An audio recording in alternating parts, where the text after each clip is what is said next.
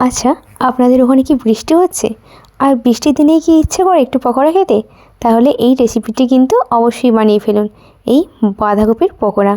চটজলদি কীভাবে বানানো হয় সেটাই আজকে আপনাদের সঙ্গে শেয়ার করব। নমস্কার বন্ধুরা, ঘরোয়া স্বাদে বেঙ্গলি রান্না চ্যানেলে আপনাদের স্বাগত জানাই। আজকের রেসিপি হলো বাঁধাকপির পকোড়া।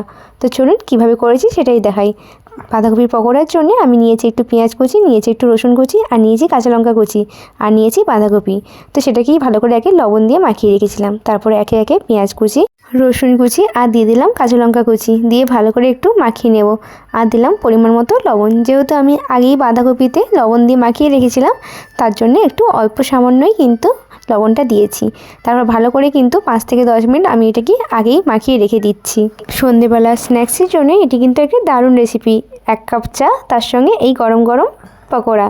তো তারপরে দিলাম গোটা জিরে, তারপরে দিলাম হলুদ গুঁড়ো, আর দিলাম লাল লঙ্কার গুঁড়ো। আপনারা চাইলে লাল লঙ্কার গুঁড়ো না দিয়ে বেশি করে কাঁচা লঙ্কাও দিতে পারেন।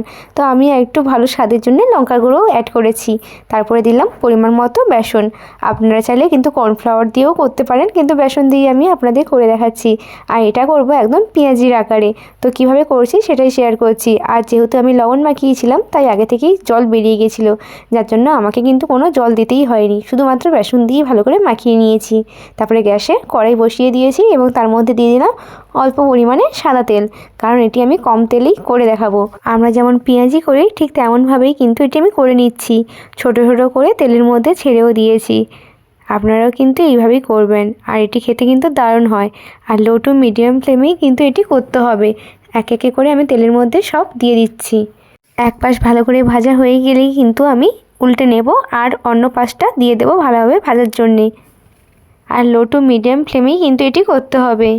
ঘরে থাকা সামান্য উপকরণ দিয়েই কিন্তু আপনারা এইভাবে গরম গরম পকোড়া বানিয়ে নিতে পারেন। যদি বর্ষা হয় তো খুব ভালো ব্যাপার, নাহলে যখন তখনই কিন্তু বানিয়ে খেতেই পারেন। দুই পাশ কিন্তু আমার ভালোভাবে ভাজা হয়ে গেছে, যার জন্যে কিন্তু আমি এখন তুলে নিচ্ছি। তো আপনারাও ঠিক এমনভাবেই কিন্তু এই রেসিপিটা করবেন। আর কেমন লেগেছে খেতে সেটা কিন্তু আমাকে কমেন্ট করতে ভুলবেন না। একই রকমভাবে সেম প্রসেসে কিন্তু আমি আরও পকোড়াগুলো ভেজে নিচ্ছি। তো আমার এখানে সব ভাজা হয়ে গেছে। আশা করছি আজকের এই রেসিপিটা আপনাদের খুব ভালো লেগেছে।